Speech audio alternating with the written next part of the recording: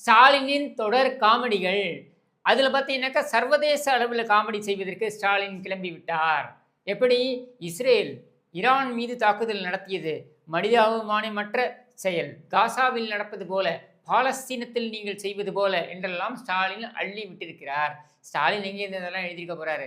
அவன் எவனோ ஒருத்தனை வந்து ஒரு 13 பேர், 15 பேர் ஒரு அல்லக்கை கும்பல். இந்த அல்லக்கை கும்பலுக்கு காசு குடுத்து வச்சிருக்காங்க. அதுதான் 5 ஏஜென்சி, 6 ஏஜென்சின்னு வச்சிருக்கானுங்களே!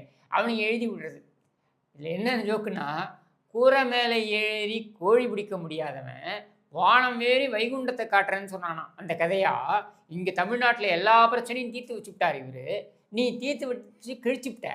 இதில அப்படியே இஸ்ரேல், ஈரான், பாலஸ்தீன்னு மூஞ்சியும் மொகரையும் பாரு. இங்க மதுரையில ஒரு காவல் நிலையத்த சூறையாடியிருக்கானுங்க ரவுடி பசங்க வந்து.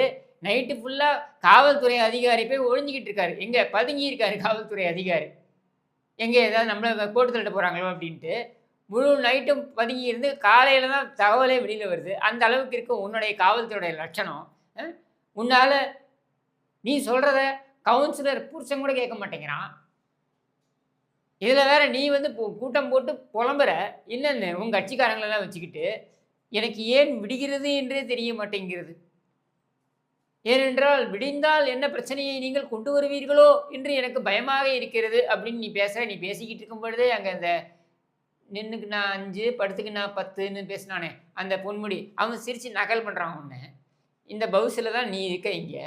இதுல நீ வந்து இஸ்ரேல், பாலஸ்தீன் முதல்ல உனக்கு இஸ்ரேல் எங்க இருக்கு? உலக வரைபடத்துல இஸ்ரேல் எங்க இருக்கு? அதில் பாலஸ்தீனம் எங்க இருக்கு? அங்கிருந்து ஈரான் எவ்வளவு தூரம்? அது எங்க இருக்கு? இதெல்லாம் உனக்கு தெரியுமா? அதுக்கே 4 பேர் துண்டு சீட்ல கொண்டு வந்து உனக்கு காமிச்சு குடுக்கணும். இந்த அளவுல தான் நீ இருக்க. தமிழ்நாட்ல எத்தனை மாவட்டம் இருக்குன்னு கூட உனக்கு தெரியாது. இதுதான் உன் தராதரம். இந்த தராதரத்தை வச்சுக்கிட்டு, உனக்கு இந்த பேச்சு தேவையா? அப்படியே சர்வதேச விஷயத்தெல்லாம் கரைச்சு குடிச்சிருவாராம். இவரு எல்லாத்த பத்தியும் கருத்து சொல்வாராம். உன் கருத்து கருணாநிதிய எவன் கேட்டான் இங்க?